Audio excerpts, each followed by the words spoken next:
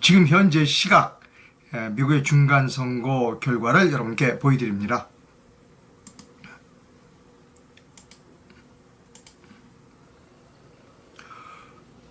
상원의 경우엔 민주당이 48석, 공화당이 49석입니다.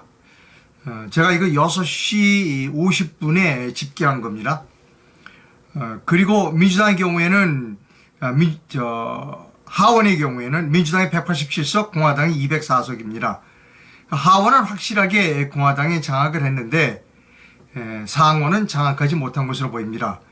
51명을 확보해야 완벽한 장악이 가능한데 지금 51석을 얻은 정당이 없다는 겁니다. 아마 재검표를 하는 아마 그런 지역이 또 생길지도 모릅니다. 네. 자, 이제 미국 선거를 보는 우리나라 사람들의 관심이 있습니다. 미국 선거를 보는 우리나라 사람들의 관심은 여러 가지로 갈리는데요. 첫째, 언론의 시각, 우리나라 조중동을 비롯한 주류 언론의 시각을 소개해드리면 트럼프가 안 됐으면, 공화당이 떨어졌으면 하는 것이 우리나라 언론의 시각, 조중동에 기본적으로 가지고 있는 마인드입니다. 왜냐하면 트럼프는 기존의 언론을 별로 대접해주지 않았습니다. 트위터 이런 것들을 사용해서 자기가 직설적으로 얘기했지, 전통적인 언론인처럼 기자들을 초빙해서 기자 자료를 주고 기자들에게 물음에 답하고 하는 전통적인 정치인이 아닙니다. 그런 기존의 언론을 무시하고 그냥 자기가 직접 트위터나 그런 것을 통해서 직접 국민과 1대1로 대화하는 그런 대통령이기 때문에 미국 언론도 트럼프를 좋아하지 않고 특히 대한민국 언론도 트럼프를 좋아하지 않습니다. 자, 이제 미국 중간 선거를 보는 언론의 시각은 그렇고요. 두 번째로 이것을 보는 우리 국민들의 시각입니다. 우리 국민들의 시각은 둘로 나눠져 있습니다. 미국의 선거이긴 하지만 대단히 관심이 많은 이유가 바로 거기에 있습니다. 태극기를 들었던 그리고 자유우파 시민들은 트럼프와 동변상린을 느끼고 있습니다. 부정선거에 의해서 희생됐다라고 생각하고 트럼프가 재집권해서 부정선거를 깨끗이 일소해주면 그것이 우리나라도 부정선거를 일소하는데 크게 기여할 수 있지 않을까라고 하는 기대를 갖고 있습니다. 그와 반대로 트럼프에 반대하는 사람들은 조중동의 시각을 그대로 수용하는 사람들입니다. 기존의 언론을 무시하고 직접 소통하는 그런 트럼프, 과격하고 그렇다라고 하는 기존의 언론의 주장을 그대로 수용하는 그런 분이라고 생각합니다. 자, 이제 맹주성 교수님의 페이스북 글을 여러분께 소개해 드립니다. 먼저 그 전에 조선일보 기사를 여러분께 소개해 드리도록 하겠습니다. 조선일보 뉴욕의 정시행 특파원입니다. 이분은 아까 말씀드렸던 대표적인 조중동의 시각을 앞장서는, 즉 트럼프는 과격주의자고 그 다음에 음모론자고 좀 그런 비판적인 시각을 가지고 있는 대표적인 특파원이 조선일보의 정시행 특파원입니다. 조선일보 정시행 특파원의 기사를 여러분께 읽어드립니다. 부정선거 단서 찾는다. 선관위 침입 시도.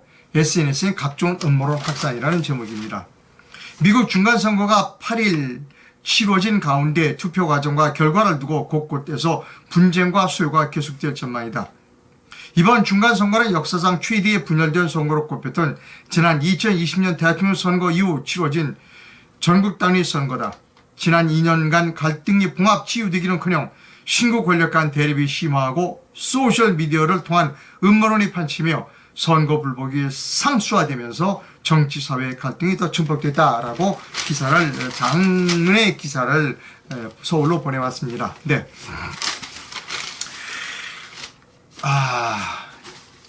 아까 말씀드렸듯이 맹수성 교수님의 글을 먼저 소개해드리고 제 견해를 말씀드리도록 하겠습니다.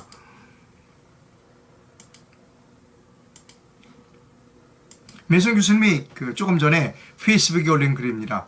미국의 중간선거를 바라보는 나의 관점. 나는 누가 승리를 하느냐는 전혀 관심이 없다. 공정한 투표가 이루어지고 있는지가 관점이다.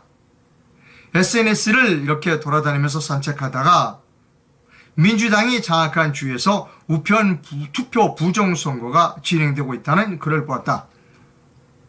2024년에도 있을 우리 총선에 미칠 영향을 걱정한다는 겁니다. 예, 이것이 올바른 지식인의 시각이라고 저는 생각합니다. 자, 미국이나 이제 제 견해를 좀 말씀드립니다. 미국은 민주주의의 선진국이라 우리가 알고 있었습니다. 우리도 수평적 정권 교체를 여러 번 겪은 뭐라고 그럴까요? 2차 대전 이후에 민주화가 이루어진 아주 기적적인 모범적인 민주국가라고 우리가 자부하고 있었습니다. 그러나 미국의 민주주의와 그리고 한국의 민주주의가 실현을 당하고 있습니다. 그것은 왜냐하면 올바르지 못한 선거제도를 가지고 있기 때문입니다.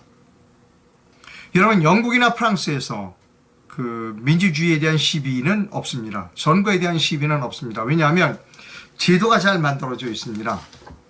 프랑스 같은 경우에 저는 이제 파리 특파원을 3년 반을 했었습니다. 투명한 이 투표함을 사용합니다. 그래서 그 자리에서 넣고 투명한 그리고 그 자리에서 개표를 합니다. 그 자리에서 투표하고 그 자리에서 개표를 하면 아무 문제가 안 생깁니다. 그런데 문제가 생기는 것은 뭐냐면 투표한 장소와 개표한 장소가 다를 때, 첫째요, 여러분, 투표를 한 장소와 개표를 한 장소가 다를 때, 두 번째, 투표를 하고 개표할 때까지 상당히 오랜 시간을 경과했을 때, 즉 그 투표지를 계속 보관했을 때 항상 문제가 생긴다는 겁니다. 미국의 투표도 마찬가지고 우리나라 투표도 마찬가지입니다. 저는 그래서 우리나라의 선거 제도를 바꾸자, 투표 제도를 바꾸자는 공직선거법 개정안까지도 제가 만들었습니다. 나중에 시간 있으면 다시 한번 보여드리도록 하고요. 제가 만든 공직선거법 개정안은 그 자리에서 투표하고 그 자리에서 개표하자는 겁니다. 그것이 훨씬 비용도 적게 들어요. 또 하나, 그러면 사전투표를 어떻게 할 거냐? 사전투표를 하고 싶으면 사전투표를 하지 말고 투표 시간을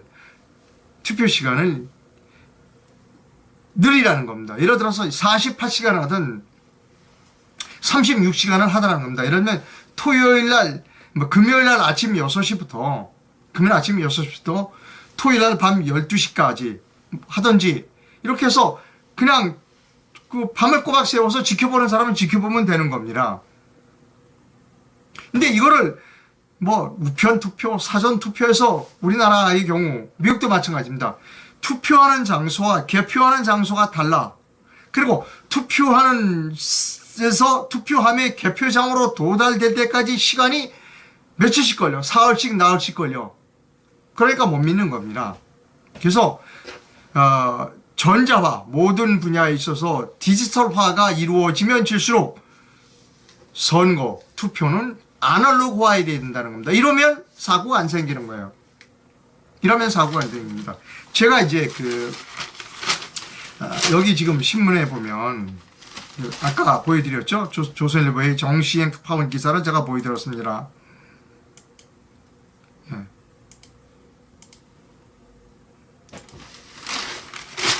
이 조선일보의 정시행 특파원뿐만이 아니라 여러 특파원들이 계속 트럼프가 음모론을 이야기하고 있다. 그리고 부정선거를 주장하는 사람들은 좀 모자라는 사람들이야. 과격 분자라는 주장만을 계속 하고 있다는 겁니다. 근데 제가 미국 특파원이라면 저는 그렇게 기사 안 쓰겠습니다. 이거 그렇게 되는 데는 문제가 있다. 왜 문제가 있느냐? 아까 말씀드렸듯이 투표하는 장소와 개표하는 장소가 다르기 때문이다. 또 투표를 해서 개표까지 시간이 많이 걸리기 때문이다. 그렇게 해서 그것을 해결하면 미국 같은 나라에서도 분쟁이 안 생기고 우리나라에서도 분쟁이 안 생길 것이다. 제도를 개선하는 것이 어떨까라고 기사를 써야 된다는 겁니다. 그게 올바른 특파원이라는 겁니다. 그냥 이거 트럼프가 이거 왜 이렇게 이 부정선거를 주장해? 그리고 트럼프 부정선거 주장하는 사람들이 과격분자야. 의사당도 난입해. 라고 기사를 써서는 안 된다는 것입니다. 아니 뭐 때문에 뉴욕까지 가느냐고요. 돈 들여서. 그냥 여기서 위신받아서 쓰지 서울에서. 조선일보뿐만이 아닙니다. 조중동 기자 모두 또 거기에 가 있는 MBC, KBS 기자 다 마찬가지예요. SBS 기자. 뭐 때문에 미국 가 있어요? 그런 걸 보고 무엇이 잘못되는지 미국 같은 그 선진국, 민주주의 선진국에서 왜 이런 문제가 일어났는지를 정확하게 취재해서 미국도 선거제도를 바꿔야 된다. 그럼 우리나라는 어떠냐? 우리나라도 선거 시스템을 바꿔야 된다는 이야기를 해야 한다는 것입니다. 그것이 뉴욕까지 가서 비싼 우리가 많지 않은 달러를 미국까지 가서 사용하는 우리가 특파원을 보내는 이유가 바로 그런 데 있다는 겁니다. 한심한 것은 답답한 점을 무엇인가 하면 왜 정작 봐야 할 것을 보지 못하느냐는 겁니다. 지금 이들이 봐야 할 것은 미국에서 그 부정선거 단서 찾는다고 막 사람들이 선거 관리에 침입을 시도했다 그렇다. 왜 그러느냐에 대한 근본적인 취재를 안 했기 때문에 이런 문제가 생긴다는 것입니다. 이게 제가 답답한 부분이고 이게 대한민국의 비극이라는 겁니다. 배운 사람들 아니에요. 특파원들은. 네? 배운 사람들.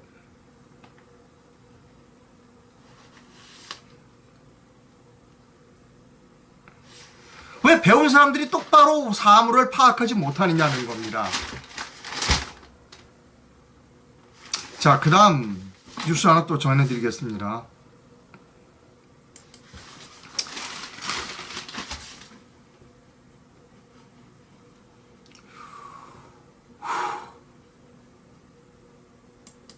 자,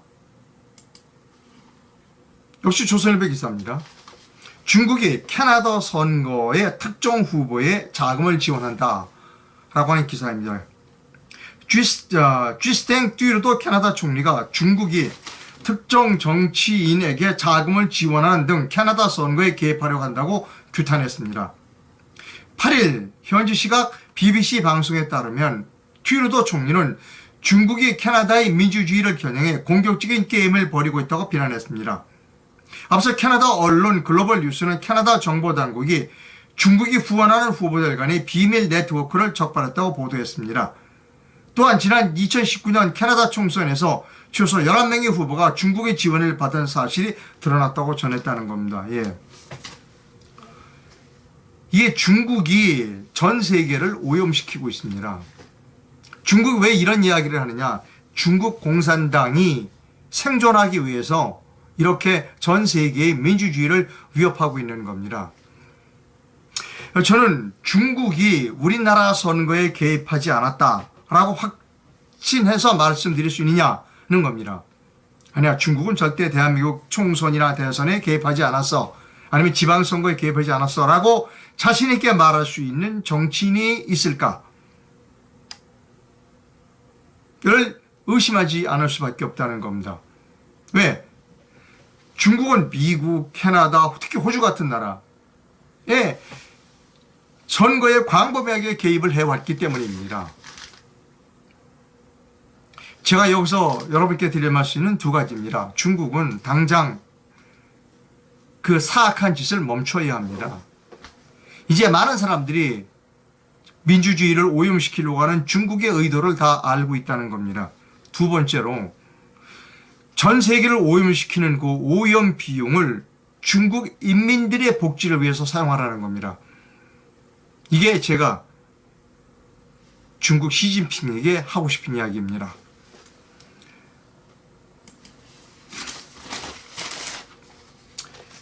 자, 다음은 동아일보 김순덕 씨 칼럼을 여러분께 소개해 드립니다.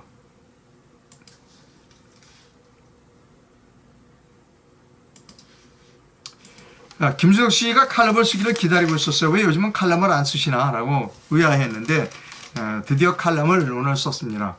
제목은 윤석열 정부 2기 이상민 경질로 시작하라 행안부 장관을 자르라는 겁니다. 자,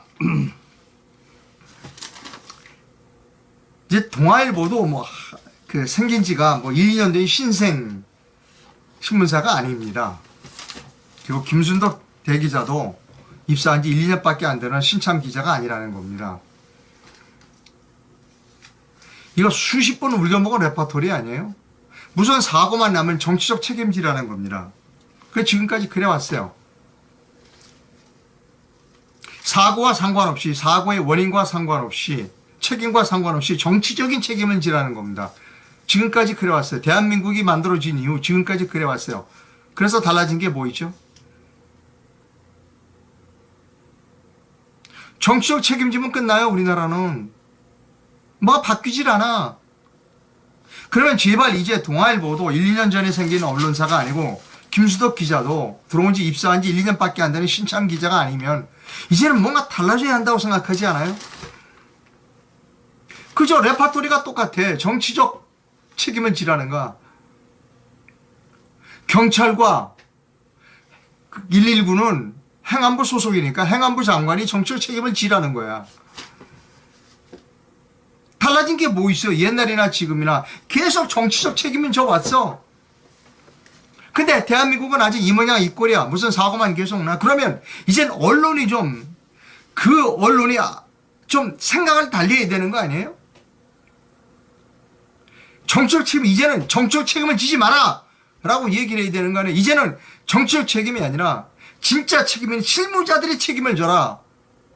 모든 걸 정치적 책임으로 미루지 마라라고 이제는 이야기할 때도 되지 않았어요? 동아일보도 지금 만들어진 지가 1, 2년밖에 안 되는 그런 신문사도 아니고 김수덕 기자가 수습 기자도 아닌데 수십 년 전부터 울고머리는 레파토리를 그냥 또 울고먹는 거야. 연구 안 하는 거야. 지겹게도 공부 안 하고 지겹게도 연구 안 해. 수십 년 전부터 대한민국 생긴 이후부터 정치적 책임만 계속 져와가지고 대한민국이 달라진 게 뭐 있냐고요. 그럼 이제 뭔가 달리 보는, 자꾸 사고가 나면, 야, 이번에 우리가 좀 달리 한번 접근을 해보자. 라는 생각이 안 들어요? 동아일보, 그리고 김순덕 기자. 지겹지도 않아요? 정치적 책임지라는 거? 아니, 경찰과 119 소방이 행정안전부 장관 소속이 아니라는 걸 소속이라는 걸 모르는 사람이 누가 있어, 대한민국에. 그렇게 따지면 모든 게 다 대통령 소속이야. 왜 대통령은 책임지라는 얘기를 안 해? 지금 대통령 책임지라는 얘기는 좀 부담스러우니까 이상민 장관 책임지라는 거 아닙니까, 지금? 자, 여러분, 제가 여기서 꼭 말씀드리고 싶은 게 있어요. 이제는 제발 정신 차립시다, 정신. 계속 사고가 반복되면 왜 사고가 반복되는지에 대해서 정확하게 보자. 책임이 누군가를 정확하게 묻자는 겁니다. 이번 이태원 사고의 가장 큰 책임은 개인이에요, 개인. 사람이 그렇게 엄청나게 많으면 위험하다는 것을 몰라요? 그렇게 막 그냥 사람들 보면서 막 이렇게 하면 위험하다는 걸 모르냐고요. 거기 보니까 술 들고 다니는 사람도 있던데, 누구는 아보카도라고 그러고 누구는 술이라고 그러던데, 술이든 아보카도든 그 사람 많은데 왜 병을 왜 갖고 다니느냐고요. 안 깨져요, 병이? 그런 사람들, 술이든 아보카도 오일이든 상관없어요. 병을 들고 다니는 사람들, 그런 사람들 위험하지 않아요? 거길 왜 들어가? 여기서 우리가 개인에 대한 책임을 폭렬하게 물어야 되는 거예요. 그리고 그 다음에 행정적인 책임입니다. 행정적인 가장 큰 책임자는 용산구청장이에요. 왜냐? 중앙정부를 대신해서 지방민의 안전과 생명을 책임지고 있는 사람이 용산구청장이에요. 그 다음은 경찰이에요. 그러면 용산구청장, 경찰서장, 그 다음에 119 상황실장은 저는 구속해야 된다고 봐요. 책임이 커요. 행정 책임을 묻어서. 그리고 그 다음에는 정치 책임이에요. 끝나야 돼요, 여기서. 정치 책임을 물으면 또 그 지긋지긋한 역사는 반복된다는 겁니다. 이제 제발 동아일보하고 김수덕 기자는 정신 좀 차렸으면 좋겠어요. 아직도 정신을 못 차렸냐고요. 수십 년 울거먹은 정치 책임지라는 걸 지금까지 우려먹고 있느냐고요. 부끄럽지도 않아요? 자, 김수덕 기자의 이 칼럼 중에 이런 얘기가 있어요. 참 기가 막힙니다. 기가 막혀. 세월호 참사가 가져온 긴 트라우마와 끈질긴 정치화로 인해 세월호 얘기를 하는 겁니다. 윤석열 정부가 밀리면 죽는다는 강박관념에 사로잡힌 것을 모르지는 않는다. 진솔한 사과와 문책에 인색한 것도 이 때문일 것이다. 하지만 출범 전부터 윤석열 퇴진과 체제 전환을 꾀해온 좌파 세력의 준동에 두 번 속은 국민은 많지 않다. 두 번 속을 국민은 많지 않다. 그러니까 사과하라는 겁니다. 국민은 안 속아. 그러니까 사과해, 윤석열. 2014년 지방선거에 세월호 사건이 미친 영향을 분석한 서강대 이현우 교수의 논문을 보면 세월에 영향을 받았다는 유권자의 60%는 지지하던 정당을 더 강하게 지지했다. 박근혜 전 대통령의 비극은 2010년 총선 때 진박공천과 국정농단 때문이지 세월호 사건 때문이 아니었다.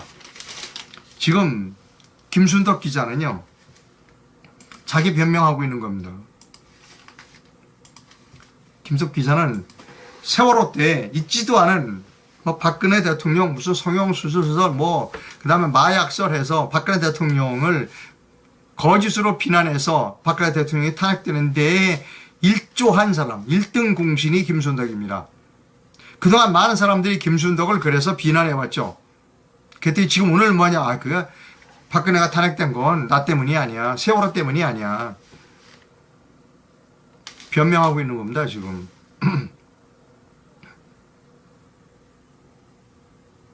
박근혜 대통령은 세월호 때문에 탄핵됐어요.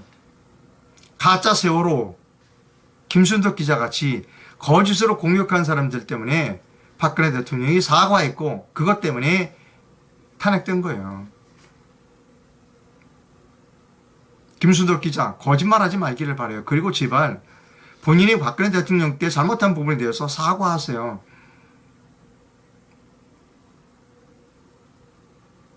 자신이 잘못한 데에서는 사과 안 해.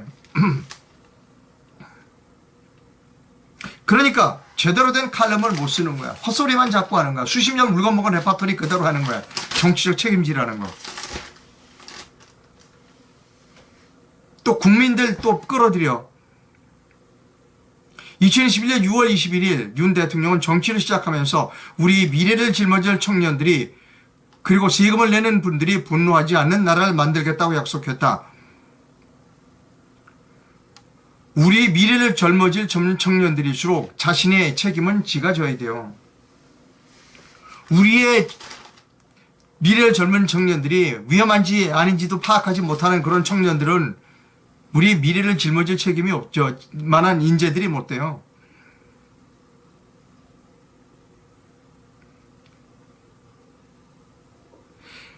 안팎으로 내 식구만 챙기는 독불장군 리더십에 분노하는 국민이 적지 않다.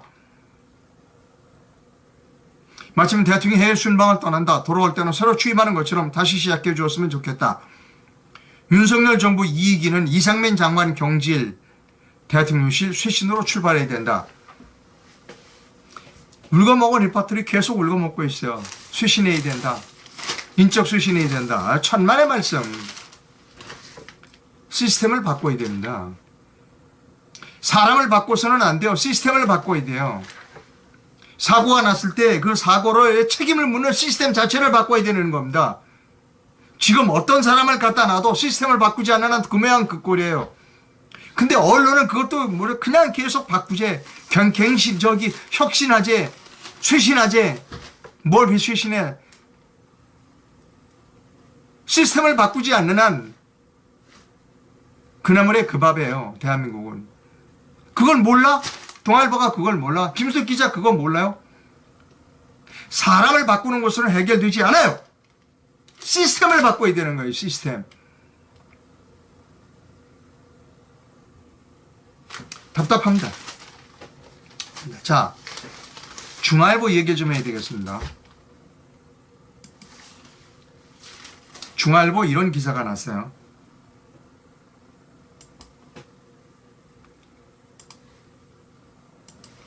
윤 대통령이 규제 혁신, 민간 주도 경제로 라고 하는 제목이고 2022년 중앙포럼이라는 게 열렸어요. 예, 중앙일보가 주최하는 포럼입니다. 한국경제의 위기 극복과 도약이라고 되어 있는데 이 포럼을 강하게 추진하고 있는 사람은 홍석현 회장입니다. 자, 기사를 읽어드립니다. 경제 시스템을 시장 중심 민간 주도로 전환하고 과감한 규제 혁신으로 민간의 창의와 혁신을 최대한 발휘할 수 있도록 최선을 다할 것입니다. 라고 9일 열린 2022년 중앙포럼 축사에서 윤석열 대통령이 지시한 경제 위기 극복의 해법이라는 겁니다. 틀렸어요. 틀렸습니다. 중앙일보와 윤석열 대통령이 틀렸다는 겁니다. 중앙일보는 지금 규제를 혁신해서 대한민국 경제를 살릴 수 있다고 생각하는 것이 홍석현 회장의 생각인 것 같습니다. 틀렸어요. 그리고 거기에 박자를 맞춰주는 윤석열 대통령도 틀렸습니다. 지금은 우리나라는 규제를 혁신해갖고 될 문제가 아니에요. 시스템 자체를 바꿔야 됩니다. 교육 시스템 자체를 바꿔야 돼요. 대학에 안 가도 되는 그런 시스템을 바꿔야 돼요. 예를 들어서 규제를 혁신한다고 그래서 뭐 어느 대학에 교수 선발권을 뭐 더 준다. 뭐 대학이 뭘 할 수 있고 자율적으로 뭐 하겠다. 정원을 몇 명 늘려주겠다. 반도체 정원. 아니라니까요. 그거 아니에요. 교육 시스템 자체를 바꿔야 돼요. 지방자치 시스템 자체를 바꿔야 돼요. 시스템을 바꿔야지. 규제개혁? 누가 하는데요? 공무원이 규제개혁해요. 공무원이. 그 규제개혁혁신위원회에 뭐 총수가 뭐 한덕수 국무장관이 한덕수 총리라고 그러는 것 같더라고요. 될 리가 있겠어요? 안 됩니다, 여러분. 제가 수십 번 말씀드렸어요. 지금은 규제 혁신, 규제 개혁을 할 때가 아니에요. 시스템을 통째로 바꿔야 될 때라는 겁니다. 교육부 장관한테 장관 싹 뿌리 뜯어고쳐 시스템을 바꿔갖고 와. 이렇게 얘기를 해야 되는 겁니다. 중앙일보 틀렸어요. 홍석현 회장도 틀렸습니다. 홍석현 회장이 언론사 사주로서 잘 이끌고 있다고 생각하는 것 같은데 천만의 말씀. 홍석현 회장이 대한민국 발전에 크나큰 해악을 끼쳤다는 걸 모르는 사람이 지금 많지 않을 거예요. 다음 뉴스 합니다.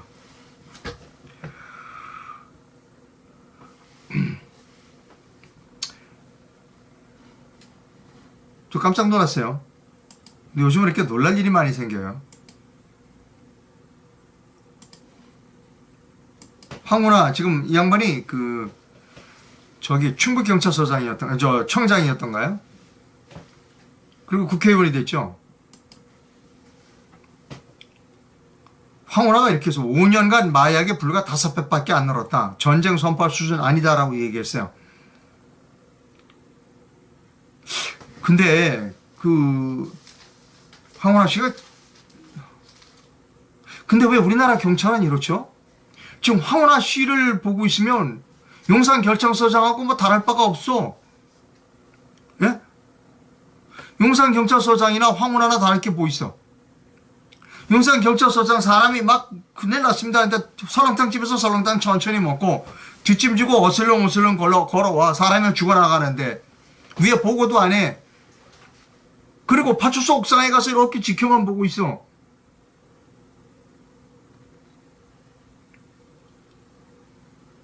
여러분, 우리나라 경찰을 선발하는 기준에 뭐 문제가 있는 거 아니에요? 난 경찰 시스템 바꿔야 된다고 생각합니다.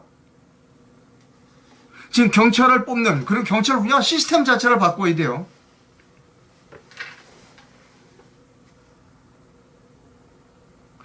마약이 5년간 5배 늘었다는 얘기는 1년에 한 번씩 늘었다는 거 아니에요.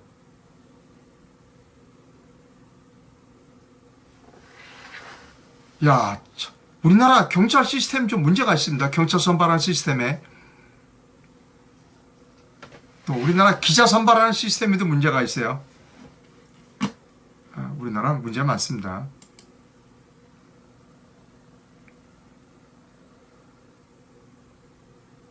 여기 있습니다. 김의겸 대변인이 EU 대사가 하지도 않은 말을 지어냈다는 거예요. 며칠 전에 이재명 대표하고 그 EU 대사인 그 마리아 카티시오 페르난데스 주한 유럽 대사가 그 만났어요. 그리고 끝난 뒤에 브리핑을 했어요. 김의겸 대변인이 뭐라고 브리핑을 했는가 하면 EU 대사가 이렇게 얘기했다. 이재명 대표한테. 북한이 도발 수위를 높여가고 있는데 현재 윤석열 정부에서는 대화 채널이 북한하고 없어 대응에 한계가 있는 것 같다고 말했다. 김대중 노무현 대통령 때는 긴장이 고조돼도 대화 채널이 있었기에 교류를 통해서 해결책을 찾을 수 있었는데 지금은 그렇지 않다고 누가 말했다? 마리아 카스티오 페르난데스 주한 유럽 대사가 이재명에게 그렇게 말했다는 겁니다. 발끈했어요. 이제 그 EU 대사가 유럽 대사가 무슨 얘기야 이거 왜 그렇게 거짓말해라고 항의를 했어요. 이런 내용이 알려지자 페르난데스 대사는 김 대변인의 발언이 사실과 다르다는 취지로 민주당에 강력하게 항의했습니다. 내 말이 야당의 언론 브리핑에서 잘못 인용되고 왜곡됐다 라고 비난했습니다. 그랬더니 김의겸 대변인이 아무 소리 안 하고 있다가 이렇게 홈페이지에 썼습니다. 마리오 카티시오 페르난데 주한 유럽 대사, 주한 유럽 대사와 민주당 이재명 대표 대화 중에 과거 정부와 현 정부의 대응을 비교하는 대화는 없었다. 심심한 사과의 말씀을 드린다. 이 김의겸 대변인은 어디 출신이라고요? 한겨레 신문 출신입니다. 한겨레 신문에서 매우 유능하니까 문재인 대통령이 청와대 대변인으로 발탁을 했겠죠. 한겨레 신문에서 제일 유능한 사람의 수준이 그 정도니까 한겨레 신문의 수준을 여러분 아실 수 있을 거라고 생각합니다.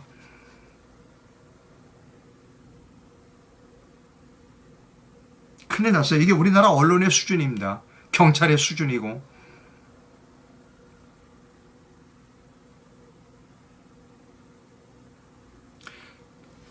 우리나라 언론 시스템을 바꿔야 합니다. 경찰 시스템도 바꿔야 됩니다. 행안부 장관 갈아치운다고 될 문제가 아닙니다. 이건. 자,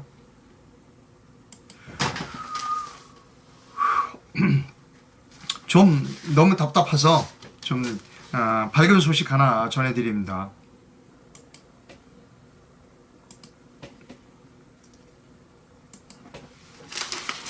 한국경제신문입니다. 미술관으로 변신한 은행 폐쇄 점포라는 제목입니다. 기사를 읽어드립니다. 하나은행의 서울 을지로의 폐쇄 점포를 리모델링해 복합문화공간 하트원을 어제 개관했습니다. 하나은행은 하트원에서 미술품 전시와 아트 뱅킹 서비스를 제공합니다.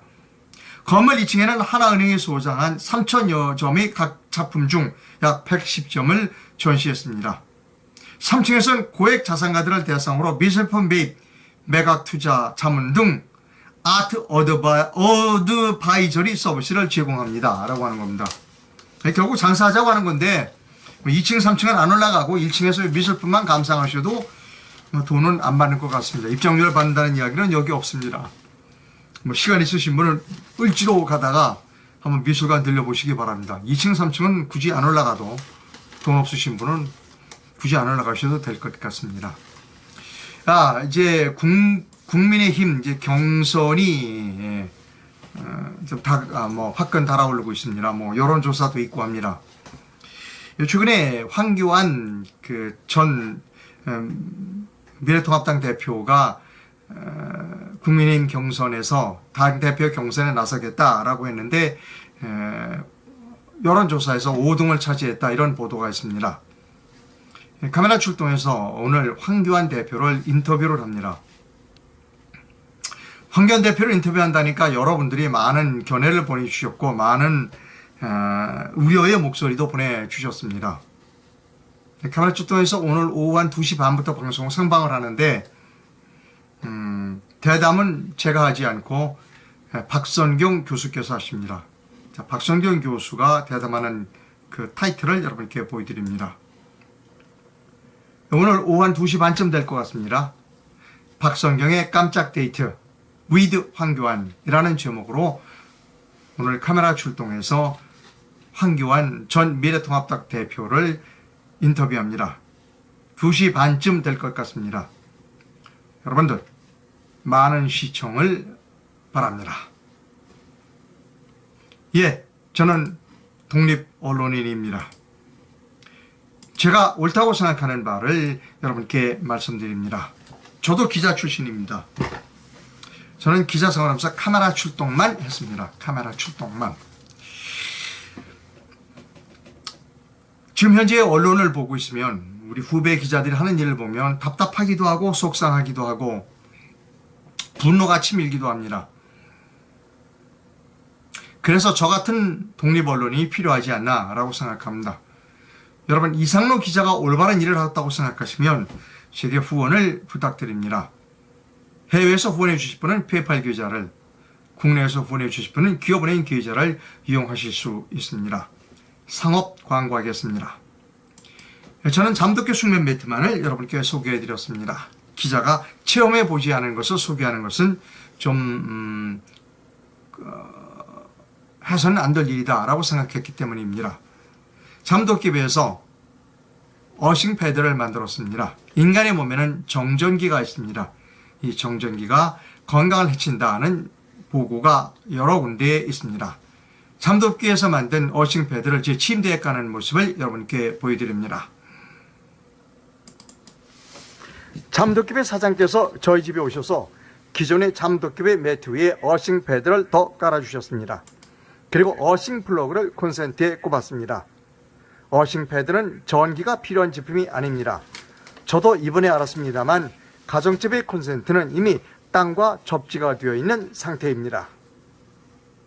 저는 지금 전압 측정기를 가지고 있습니다. 제 몸에 정전기가 얼마나 있는지 측정해 봅니다. 제 몸에는 지금 0.076, 0.99 이런 정도의 전압이 있습니다. 자, 어싱 패드에 제 몸을 대봅니다. 그랬더니 0.006 볼트로 뚝 떨어졌습니다. 여기서 그 단위는 볼트입니다. 전압을 재는 볼트이고요. 지구의 전압은 제로입니다. 0입니다. 저렇게 어싱 패드에 맨살입니다. 옷을 입으면 안 되고요. 맨살이 딱 닿는 순간 제 몸에 있는 정전기가 모두 땅으로 빨려 들어간다라고 하는 것을 여러분께 보여드리는 그런 영상입니다. 지금 보시고 계신 영상은 제 침대고요. 침대 위에는 잠도깨비 숙면 매트가 깔려 있습니다. 잠도깨비 숙면 매트 회사에서 11월 한 달 이벤트를 진행한다고 합니다. 그것을 여러분께 보여드립니다.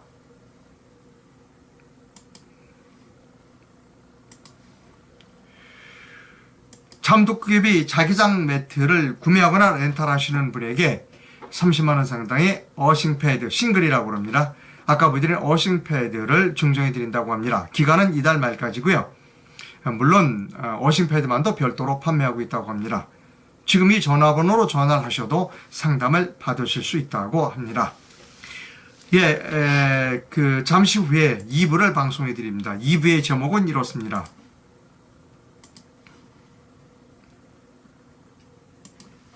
좀 점잖지 못합니다만 웃기고 있네. 이것이 2부의 제목입니다. 웃기고 있네. 잠시 후에 뵙겠습니다.